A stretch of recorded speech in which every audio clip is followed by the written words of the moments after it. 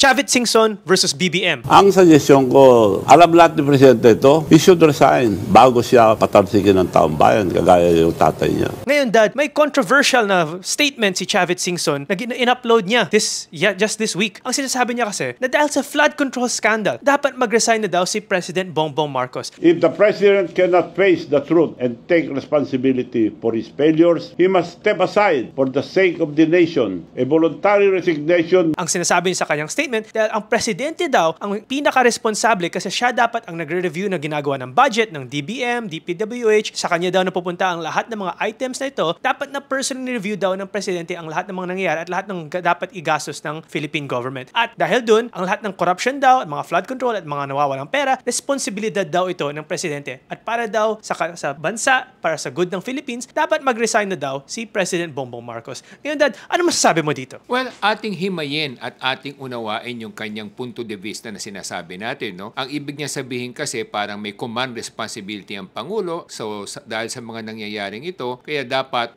panagutan niya to. Yun ang kanyang sinasabi. Pero kung titingnan naman natin yung history kasi nito, number one, ang naglahad din ng mga skandalong corruption na to, yung Pangulo din. Si Pangulo din ang naglahad nito. So, kung hindi niya nilahad to, ito'y ongoing na ever since. No? Matagal na kasi nangyayari ito, hindi lang naman sa kanyang administrasyon. Ito yung nangyayari na sa mga dati pa ring administrasyon, iba-iba nga lang yung porsyento, lumala lang itong panahon na to, itong circumstance na to. No? Kaya nga, ang sinasabi natin, bagamat may katotohanan yung sinasabi natin command responsibility na panawagan ni dating Governor Chavit, ang punto naman dito kasi ng Pangulo is kung hindi nga niya nilahad ito at hindi pa siya ang naglatag nito sa publiko na nilatag niya at kanyang inexpose itong mga nangyaring ito, hindi rin magkakaroon ng ganitong investigasyon. So kung titimbangin natin, may punto sila pareho, no? Dahil una, command responsibility, tama yan. Pero pangalawa, meron din sinasabing ating Pangulo na siya nga ang naglatag, siya naglahad. So kung hindi nga niya ginawa to, it would have been going on ever since, no? At magpapatuloy lang itong palala ng palala hanggang magpalit na naman ng panibagong administrasyon. Kasi nga, hindi lang naman ang Pangulo ang involved dito, no? Pati yung ibang departamento sa ngayon ng pamahalaan, involved din dito. Ang Kongreso, ang Senado, at yung iba't ibang mga departamento na may mga bureaucrats din. So kung magiging patas ka sa ganitong klaseng pananaw, talaga namang may punto sila pareho. Pero may kasabihan nga, no, sinasabi natin. No, sa ibang bansa kasi, pag mayroong mga ganitong iskandalo, normally mga pinuno o yung mga namumuno, nagre-resign talaga out of courtesy. Pero sa atin kasi, meron naman tayong demokrasya rin, no, na hinahalal ang ating mga namumuno at namamahala. Kaya nga pag sila hinalal, siyempre, under the democratic rule of law, tatapusin nila dapat yun unless sila mismo makasuhan o meron silang ma-impeach sila, no? Yun ang mga issues dito. Siguro ang pagkukulang na lang dito, kasi nga kung ikaw yung Pangulo, sa dami rin ng trabaho minsan, maraming papeles na dumadaan sa'yo, nagtitiwala ka sa mga tao na tinalaga mo, na alam nila yung gagawin nila, pero yung pala, hindi rin nila ginagampanan yung kanilang katungkulan, no? Kasi kung titingnan mo yan, saan ba nagkaroon ng problema dyan, no? Una, nagkaroon ng problema dyan sa Department of Budget, no? Kasi dapat yung Department of Budget, sinuri rin niya at masinsin niyang inaral yung mga pinaglalagyan o pinaggagastusan ng pera. Pangalawa, yung DPWH din, no? Kasi nga yung mga taong tinalaga niya doon, hindi rin talaga inaral yung mga proyekto na dapat gagawin o hindi dapat gawin, no? Ganon din yung COA, no? Meron tayong Commission on Audit na dapat ginagampanan din nila yung trabaho nila. So, talagang napakalala ito nangyaring ito, no? So, kung titimbangin natin ang mga punto nila, pareho silang may point of view. Pero, kung titingnan din naman natin,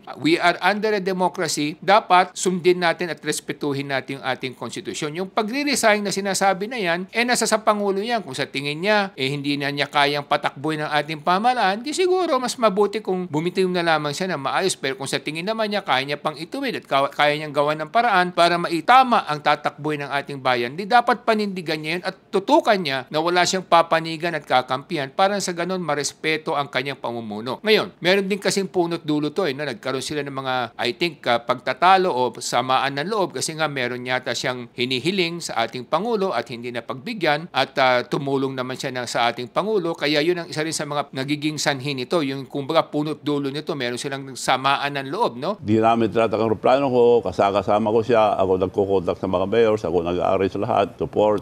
Pag may banat kay Bongbong, ako nagsasagot. Pero after election, may Alzheimer na si Bongbong, hindi na ako kilala.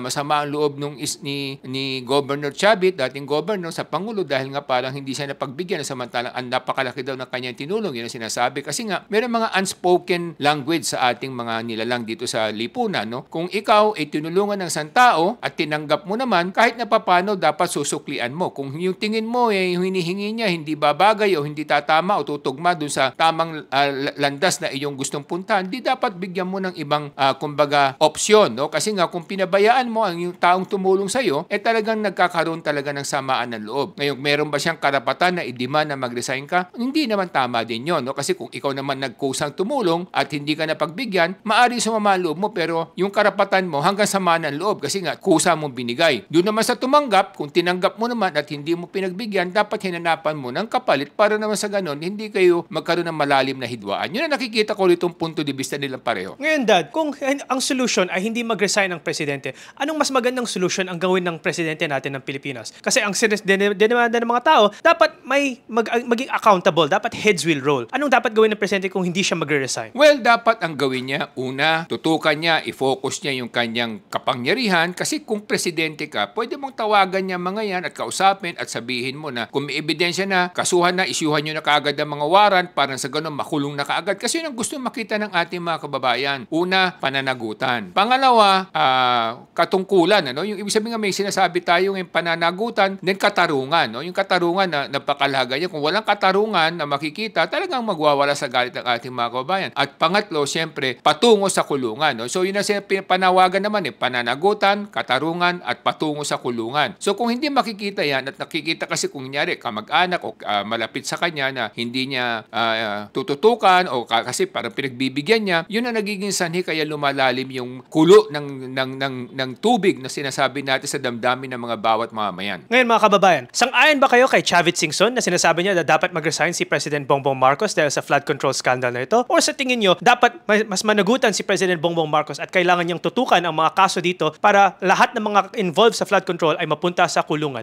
Ano sa tingin niyo mga kababayan? Ako po ay si Solomon Sai, ang inyong kuya ng bayan. Mga minamahal kong kababayan, ang napakahalaga sa ating bayan, magkaroon ng pananagutan, magkaroon ng katarungan, at mapunta sa kulungan ang mga lumapastangan sa kabang bayan. Yun ang napakahalaga sa atin ngayon mga kababayan. Ako po si Michael Sai, inyong dad ng bayan.